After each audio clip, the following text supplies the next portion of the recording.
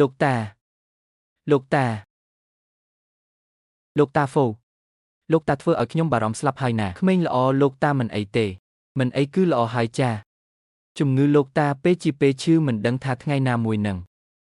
លោកតាកុំនិយាយផ្ដេសផ្ដាសអីណាលោកតាសុំអង្វរចៅមួយរឿងតាព្រមធ្វើជាចៅប្រសារលោកតាទេ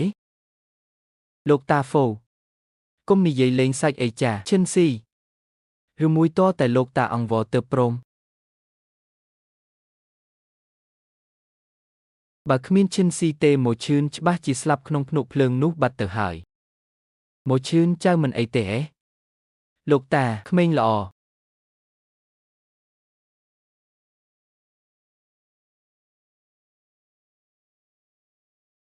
លោកតាចាស់ក្បាលលប់សិតហើយមែនទេ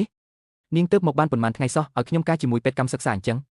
ខ្ញុំមិនការដាច់ខាតឯងត្រូវតែរៀបការរឿងនេះឈួតលប់ណាស់ខ្ញុំមានមនុស្សដែលខ្ញុំស្រឡាញ់រួចហើយកុំមកនិយាយពីមេស្រីកញ្ជ្រោងជីងឪនោះប្រាប់ដាណា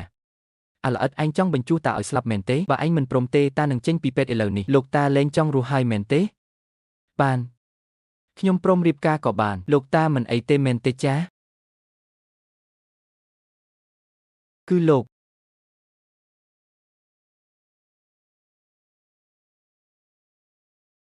ប្អូនស្រីបងមកជួយអូនហើយឈិនស៊ីលោកតាហ្វូនេះជាចៅប្រុសលោកតាមែនទេត្រូវហើយចៅព្រមរៀបការជាមួយគេទេតាមតែលោកតាសម្រេចចុះខ្ញុំព្រមចាប៉ុន្មានឆ្នាំនេះខ្ញុំតាមរកគាត់រហូតមកសំបីក្នុងយោសប្តិក៏ខ្ញុំចង់រៀបការជាមួយគាត់ដែរ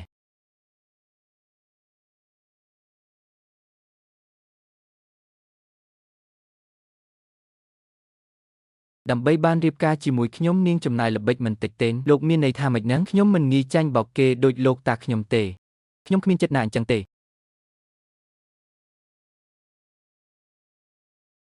បងមកឈឿនអូនត្រឡប់មកវិញហើយណាអូខេចាំបងនៅនឹងហើយហ្វូមកឈឿនថ្ងៃនេះជាថ្ងៃរៀបការរបស់យើងលោកចង់ទៅណា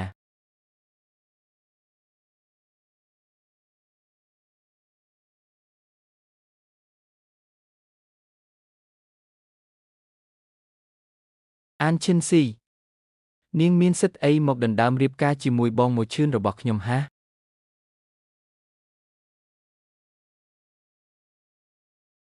ហ្វូមកឈឿនថ្ងៃនេះជាថ្ងៃរៀបការរបស់យើងលោកចង់ទៅណា